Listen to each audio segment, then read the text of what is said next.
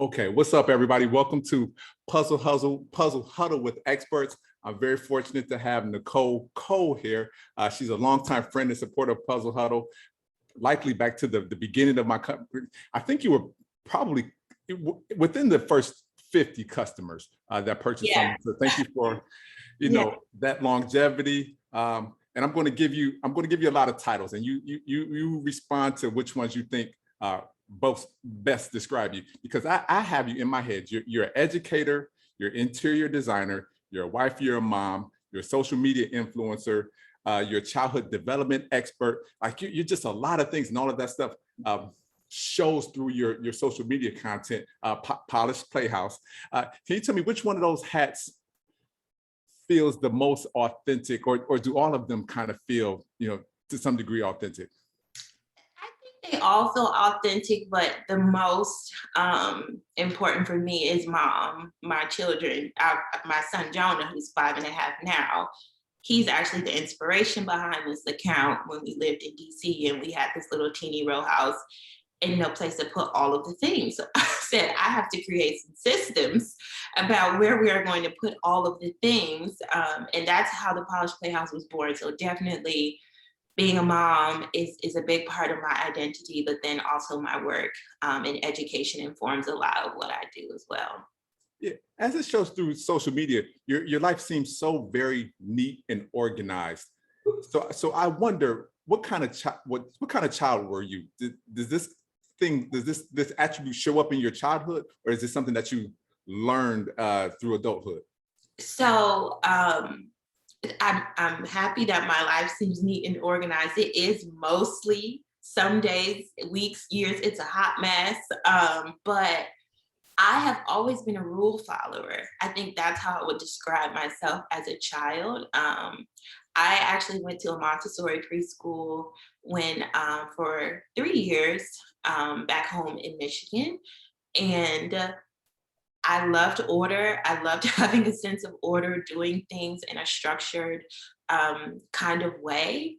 So that's how I would describe myself as a child. I think as an adult, I'm still very much a rule follower, but I really thrive off of order.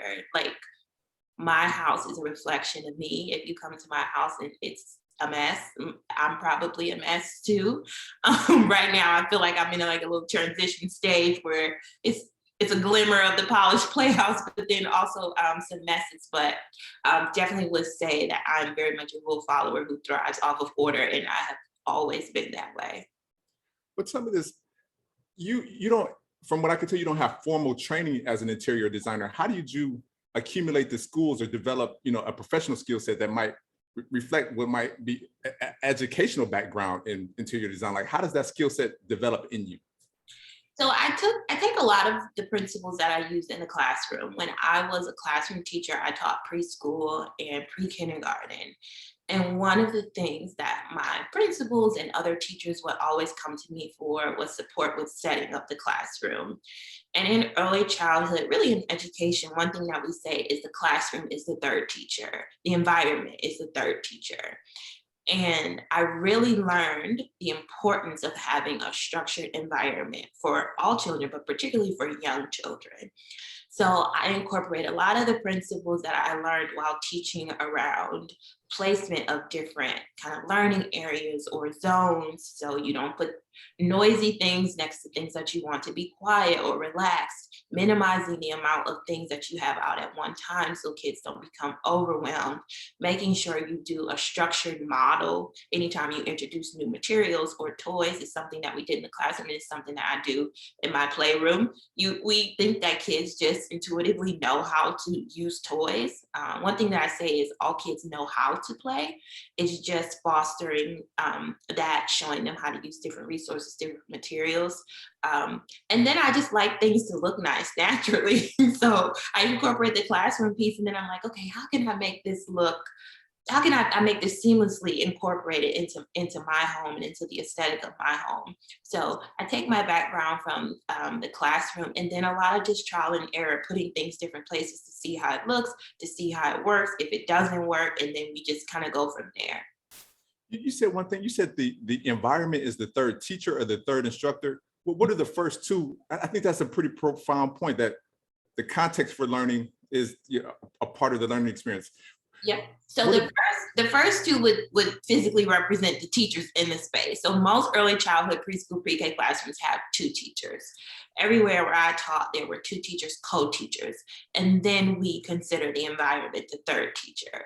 So you can have the most perfectly planned lesson plan, procedures in place, all of the things, but if the environment does not reflect that of learning and of just really encouraging students to think critically, to be independent. Independence is a big thing that I really try to foster in my space. So we, excuse me, we have things down low. We have things in clear baskets like this so that they can see inside. So you want the yellow car, you know the yellow car is right here. If you have a toy chest with all the cars just thrown in there, they're just going to throw them out looking for what they want. So the environment is definitely a teacher and helps to foster that independence, creativity, and all of those really important early childhood things. Yeah, I see those Hot Wheel cars in the back.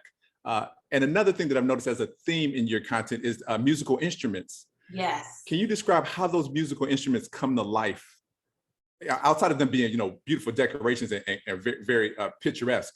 How do the musical instruments come to life in terms of the usage at your home?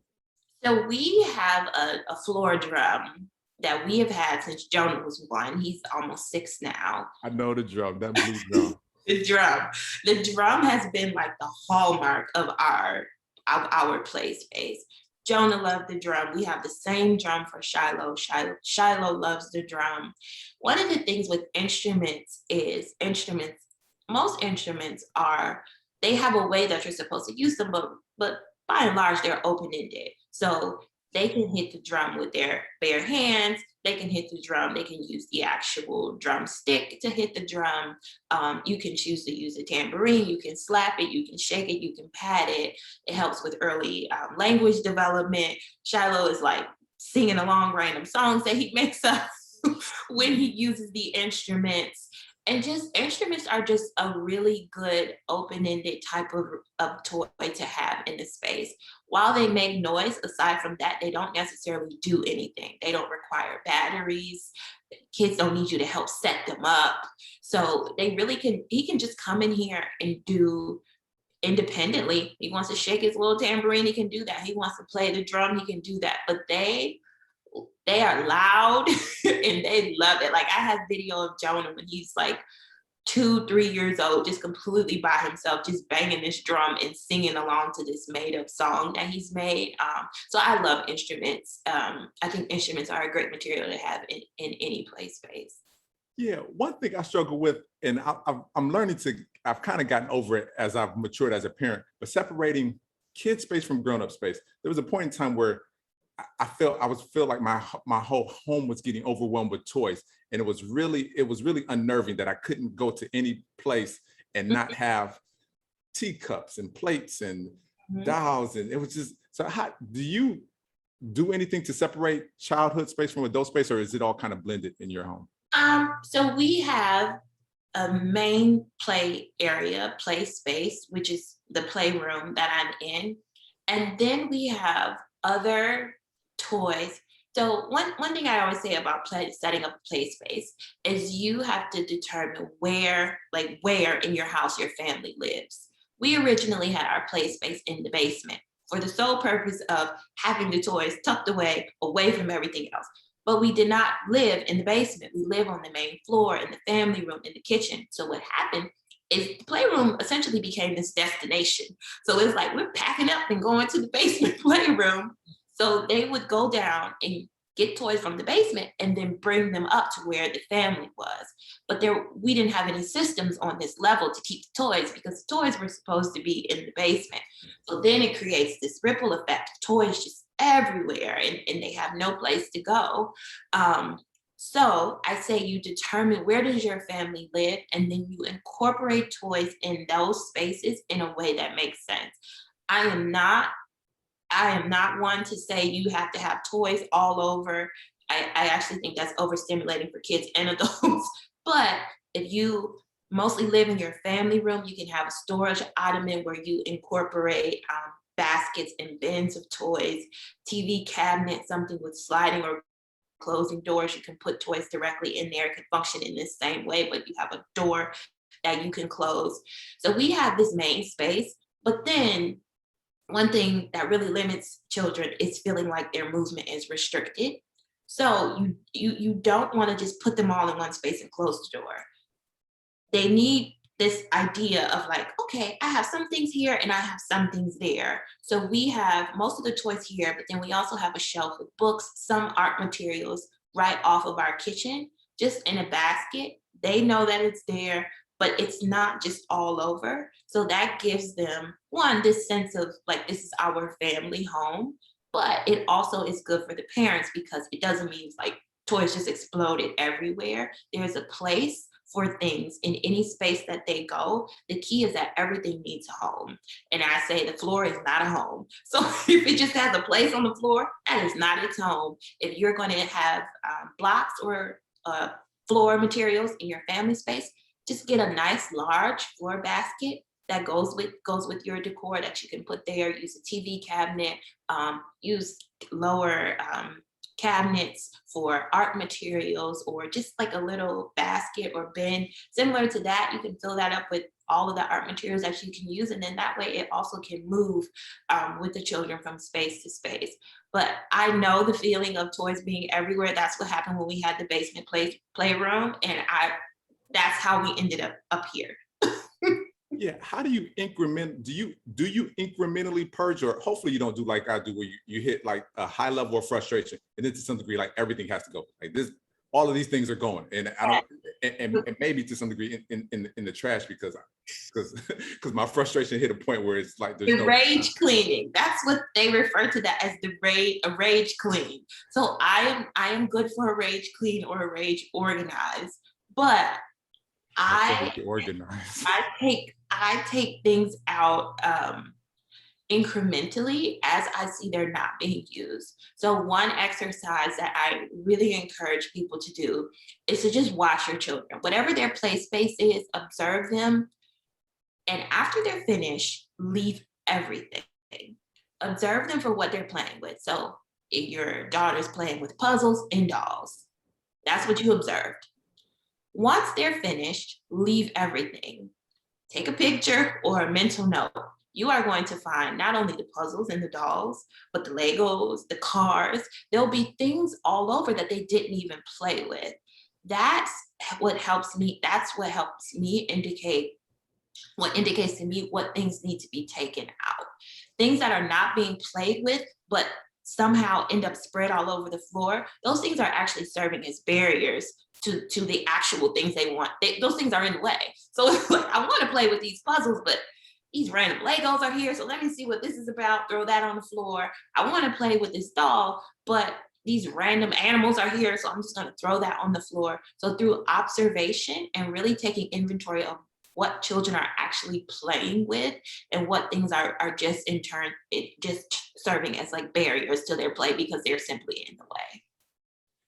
Yeah, right. You have to pay attention. That observation and participating with them and being in the space. You'll just, if you send your kid to play, that's different from participating in them, in the play with them.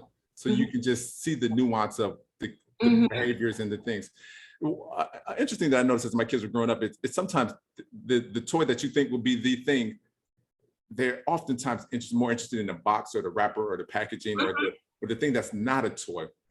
So how do you sort through, getting kids to play with things that might be have an educational element and be a developmental toy versus playing with, the box that the toy came in? I actually have this here.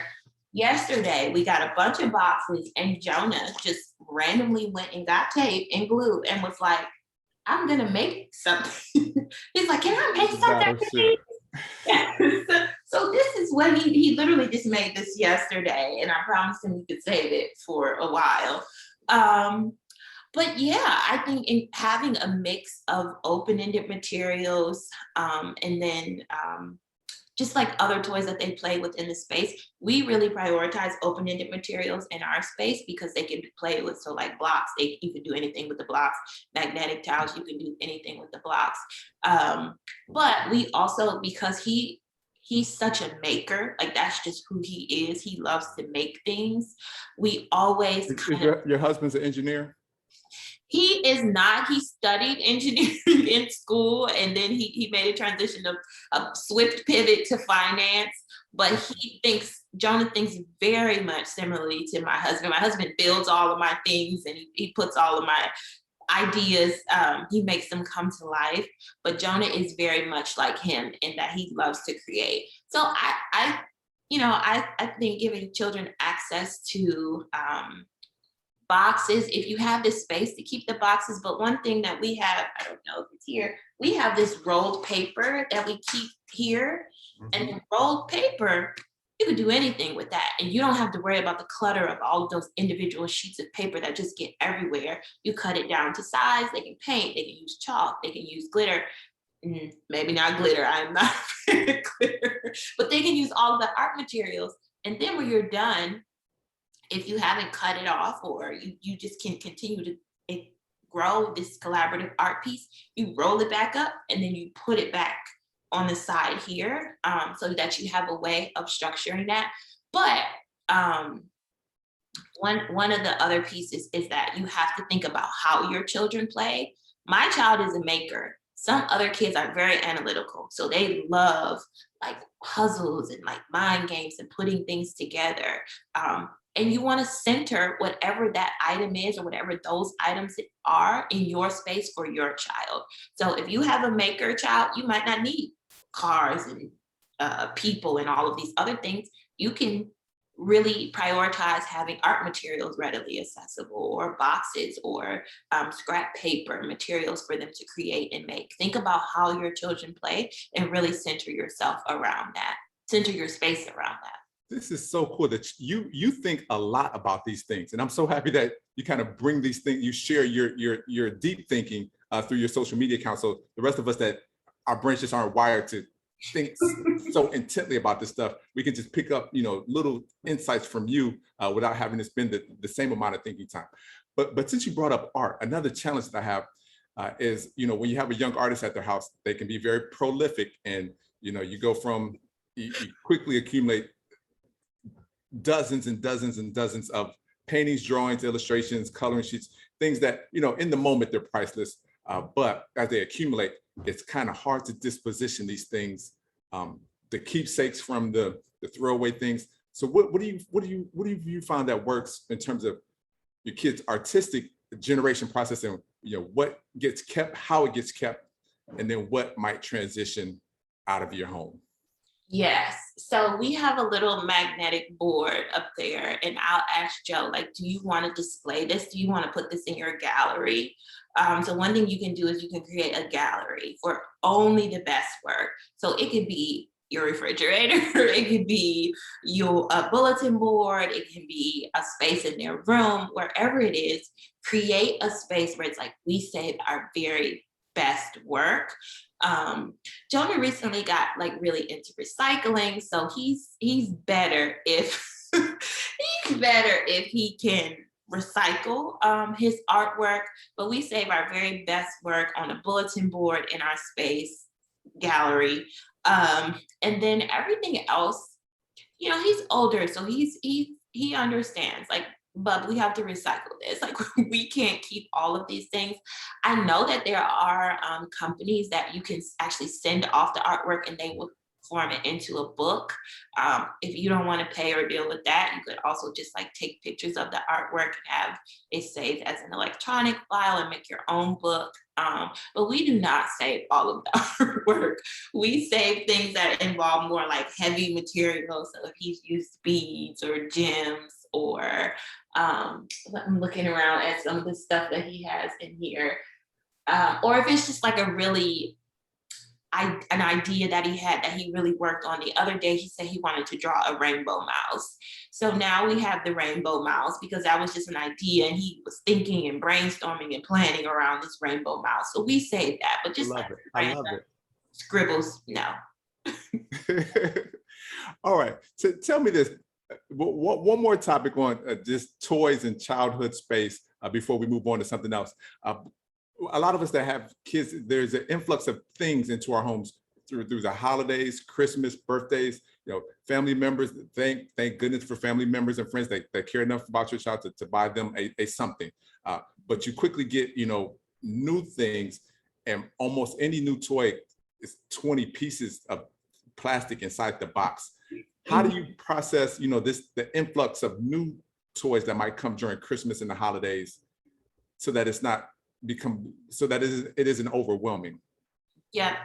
So for things that you or your wife intend to buy, so things that me or my husband intend to buy, we create a plan on the front end. So we are bringing in new trucks into the space. Which trucks can we rotate out? Which trucks can we switch out? We are bringing in a new building material. Do these things complement what we already have, or are they going to replace something that we already have? So that's how we plan for things that we buy. For family members, this is tricky, and I think it depends on the relationship you have with your family members. And one thing that I'm just very big on is, like, you don't want to ruin your relationships with people who love and care about your children behind stuff. Right. They mean well, they're well intentioned. My mother-in-law showed up one year with the moon bounce. I would have never purchased the moon bounce, but the children loved the moon bounce. Yeah. And grandma bought us this moon bounce. So who is mommy to take our joy away because it's going to add clutter? So I don't think you go ruining your relationships behind stuff. I know some people will send people like gift lists and all of that. I don't get all into that. But I think over time people learn you and your family's like needs and style, and they most people will be respectful of that. But every once in a while, if you get something that's just completely left, another thing you can do is ask for no gifts for birthdays, and just do a few family gifts. I've seen people do that. If people go left, you can either introduce it into the space for a little bit, or gradually introduce these things over time. So you don't have to give them all 6 gifts at once. One can be saved for like a rainy day fun surprise or like something like that. You don't have to give everything at the same time. Okay. Thank you for that, because that's hard. That's tough. there are lots of gifts that break into 100 pieces very quickly, and it's just it's hard to get away from this new these new elements in our home environment. But now about social media. I love when you do your reels and you have this snapping thing that you do. When you it's kind of walking me through your creative process, and every iteration gets a snap. What is some of your what are the things that you think about as you're creating content that you're going to share on social media? So one, I want it to be quick. My target audience is moms of young children, don't have a lot of time. So I want these things to be quick. I want them to be like very clear. So I always in the caption do, here's what to do, or here's what I use, this, and this. So I try to do just a few clips, start with the finished product, clips of how I ended there, and then end again with the finished product. So having the finished product as a lead in gets people excited, like, ooh, she made that, let me see how. Or, ooh, they did that, let me see how. And then adding in the steps and finalizing. With planning out my content, I'm trying to be more intentional with bundling bundling the things that I do. So this morning, I put out our new outdoor play space, a pegboard that I created for the outdoor play space. So all week, I'm going to be talking about outdoor play spaces. As the weather is warming, that's something I get questions about a lot. How do you incorporate the outdoor toys, and what things stay in versus what things go out? And I have a small yard or a small deck. How can I incorporate those things? So I use a lot of feedback from my audience and DMs or comments to create content and really working to kind of bundle posts together in related topics. All right. And now, if we could talk about your subscription box company. So you're a very savvy mom. So you have a window into the marketplace of subscription boxes and things that you can buy for your kids. What is it that you desired or wanted to have that you didn't think was already available, so that you can find, a uniqueness or a value proposition that wasn't already represented? Yes. So Sunshades Box is the name. Joyful Stories for Diverse Leaders. It's all about celebrating sun-kissed skin in the characters, authors, and illustrators in children's books. Um, so there are a number of book-based subscription boxes, some that feature diverse characters.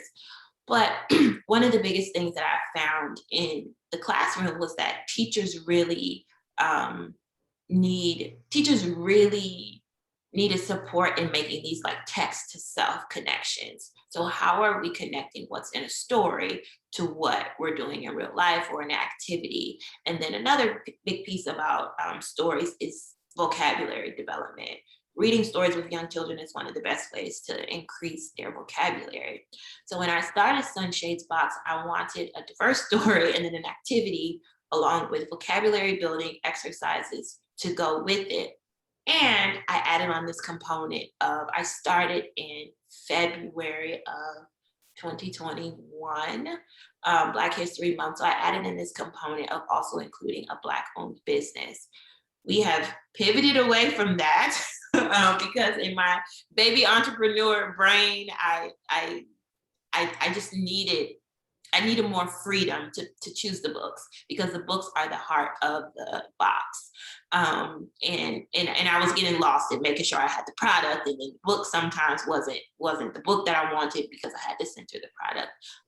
But the boxes are designed for moms, parents, caregivers of young children who don't have a lot of time, but it's a way to read a book. You get a book. I hand select every single book. You get a book, you have this activity that relates to the book, a number of prompts and questions to build that vocabulary. And then I try to make the activity something that you can save. So like that hard gallery worthy artwork that I talked about, or also sensory experiences. Yeah, those hard pieces of artwork, they're such a great time capsule. When I look back at, that's something that my kids did when they were, 1 and 2 and 3, I can almost tear up every time. It it really punctuates, where a kid was in terms of their artistic skills, their fine motor skills, and creating something. And it's something more long lasting than, a sheet of paper that, it's easily damaged and not necessarily something that's going to stick around the house for long. All right, and so Sunshade Box is something that you plan on continuing. What's in the future for Sunshade Box? Oh goodness. So I do plan to continue. I'm excited about a lot of the things that we are have coming up. One thing we'll be launching this summer is gift boxes, and outside of the subscription box, this kind of gift boxes that will follow our previous model of the book, the activity, the Black owned, the product from the Black owned business, where people can buy those as one-time purchases if you don't want to commit to the subscription. Also looking to now, I would say now that things are getting a little lighter outside, but I don't know, wanting to do some in the DMV area, some kind of sunshade story times where we have in-person events with some story times and activities. So that's something I'm really planning, but very soon, I will be popping up with Neighbors DC, which is a collective of Black BIPOC businesses that pop up at different areas within DC. I'll be popping up at the Georgetown location a few times in both June and July. So really looking forward to really expanding Sunshades locally in that way. And then also continuing to try to grow our online presence, and you'll have to show me the way. Well, you're doing it. The things that you're doing are the things that catch on and grow. So it's just a matter of staying the course, and because your content is so good. I'm not clicking on your content just because it's like a emotional pat on the back like that. One of your favorite posts. One of the posts that you did that was one of my favorites was the emotional development learning one. Yes. Yeah, it was a series of like 5 different things that are really good for helping kids develop, Mhm. social and emotional action. Can you talk about that post? It was like Mr. Potato Head doll or a It was pineapple. a pineapple from Learning Resources where it comes with a little card and you can prompt kids with different questions. How are you feeling today?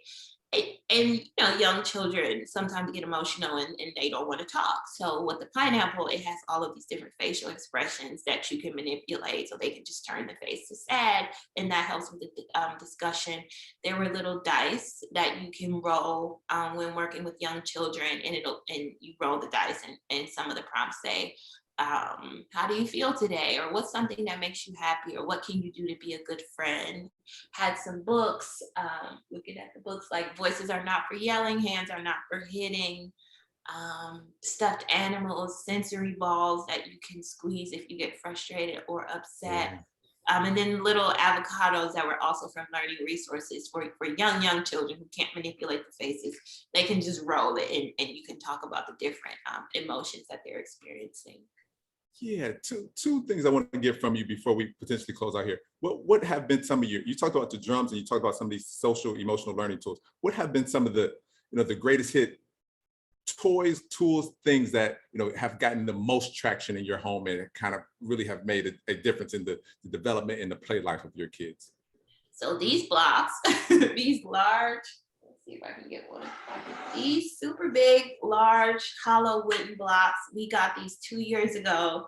They have been on this shelf for the past 2 years. Jonah loves these, Shiloh loves these. They build with them, they use them as ramps for cars. You can walk across them. They just love those. We also love magnetic tiles. Those are we love the magnetic tiles so much that you can do with magnetic tiles for both boys. Our nugget couch. So I don't know if you know the nugget couch. It is a kid couch, but it also can be used for gross motor play. So you can build different structures out of it, different forts. You can climb on it. You can jump off of it. And that has been really great for us. But really centering open-ended toys has been huge for us. So you don't have to do a lot of switching out. It lends itself to collaborative play because kids can easily share. It's not like I have this one and mine does this, yours does that. They all do the same thing. Encourages collaboration, working together to put these things together. So I would say those are some of our favorites. And having this main level playroom has been the best thing ever. At our old house, we had a tiny playroom. I don't even know if you could call it a room, but it was in the basement. And then when we came here, we initially put it in the basement. But having a main level, really centering the space around where we live, has been key too. Before we jump to my final question, I have your son has a heck of a chandelier, a light fixture. He has a very epic. What is the story behind how this like really impressive light fixture became a feature in your son's room? I have no idea. That was like the big thing in his room that people always ask me about to this day are the letters. There, as his name is written in 4-foot gold letters on the wall. 4 feet. Yes, they are 4 foot tall. Very, very subtle. I didn't know they were that big. So I was looking for a light fixture that had gold in it, and I picked that one. And people ask about the light fixture all the time, and I just was scrolling, like looking for something that had gold in it. And I was like, yeah, this is great. He never bothers it. People always ask if he bothers. It's been there so long. I don't even know that he notices it anymore. But yeah, that's the story behind the light fixture and trying to find the light fixture to match the letters, which are the focal point. All right, and then greatest hit books. What books do you remember as kind of just being like some of the most memorable, most read, most repeated books that your kids and your family have really enjoyed sharing together? So they love Please Puppy Please and Please Baby Please by Spike Lee. Mm-hmm. Brown was actually the first book that I did in my book boxes. It's Brown, The Many Shades of Love by